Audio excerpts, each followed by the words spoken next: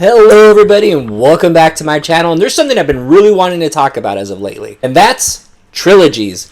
When it comes to movie trilogies, what do you commonly think of? Is it Star Wars, The Godfather, The Dark Knight trilogy, The Lord of the Rings trilogy? When it comes to horror movies, what trilogy do you think of? In the most recent years we've had the David Gordon Green Halloween trilogy, which recently came to a conclusion. But what if I were to tell you within the Friday the 13th franchise, there's actually a pretty decent trilogy? I know, I'm sure a lot of you are probably shaking your head like, what the hell? I'm Mike the Movie Misfit, and today we're going to be talking about Friday the 13th, 2, 3, and 4 being a trilogy.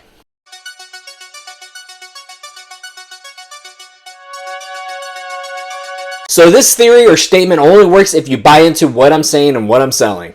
If you watch the original Friday the 13th film and think of it more as a standalone film, the movie is about a grieving mother taking revenge for her son dying.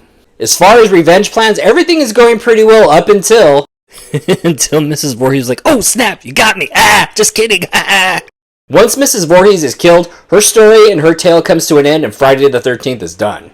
Even though the Friday the 13th film was done and supposed to be a one and done only, the creators were thinking about making an anthology series with that title.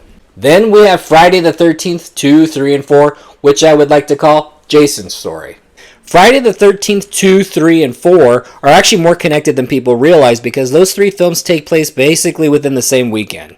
And the more you think about it, the Friday the 13th title doesn't even make sense with part 3 and 4. Friday the 13th part 2 opens up with Jason taking revenge on Alice because Alice is the one that killed off his mother. But after Jason gets his revenge on Alice, he goes back home to Crystal Lake in his cabin and he takes solitude for 5 years. But somewhere between those 5 years, Jason did meet Chris Higgins. Then Jason disappears once again. After Ginny defeats and almost kills Jason and actually severely wounding him, Jason leaves the camp once again and tries to find solitude somewhere else. At this point in the franchise, Jason is still kind of mortal, he's not a zombie yet, so being heavily wounded probably took a lot of toll on him. And not to mention he was probably hiding from the police too. And while Jason is stumbling through the woods on Saturday the 14th, he does come across a market. And what do you know, the people that actually own the market are also doing their laundry, which is good because Jason needs some new threads. Your clothes. Give them to me. A newly clothed and severely wounded Jason walks down the road and seeks shelter at Higgins Haven. Wait a minute, isn't Chris's last name Higgins? And didn't Jason attack her a few years before? Bullshit. It's coincidence. While Jason's been seeking refuge in the barn at Higgins Haven, he's probably been there for maybe 10 hours or so. Oddly enough, Rick was actually hanging out inside Chris's cabin, and for some reason, Jason actually just left him alone. Jason would have had plenty of time to kill off Rick before Chris and company even got there. That's actually kind of trippy. I never actually thought about that until now. Why didn't Jason take Rick out? At this time, Jason comes off as kind of dormant. He doesn't seem to be triggered by anything until Chris and company show up. Maybe recognizing Chris is what did it, I'm not sure. Maybe he just felt like taking a break before killing more people. The film goes on and the killing spree begins. Chris recognizes her attacker from years previously and she actually kills off Jason, or she thinks she did. At this point, Jason is presumed dead and the final chapter begins. Jason wakes up at the morgue and kills off the 2 people that are working there. Jason heads back to the one place and that's the woods. And that's where we meet our next victims.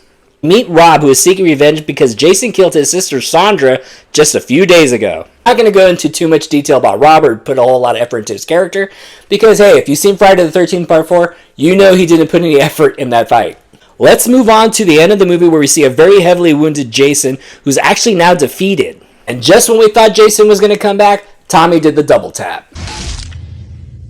It wasn't really a double tap, that was more like a 100 times tap. But Tommy did the right thing. Whacking Jason 100 to 200 times actually was what did the trick because Jason was dead. The final chapter was the end of Jason's story and a new story was going to begin with Tommy being the killer. Wrong.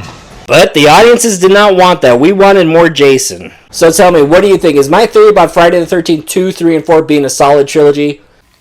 Dumb. If the franchises ended after part 4 and kind of just left you hanging wondering what was going to happen next, would that have been a lot cooler, or a little more gangster? Let me know what you think. There are some other theories I wanted to point out within the Friday the 13th franchise, but I will save those for another video. So please don't forget to hit like and subscribe. Hopefully you like what you see here. Hopefully this video made somewhat sense. Sorry if I was kind of rambling. I'm Mike the Movie Misfit, and I'll see you at the movies. Get more out of life. Go out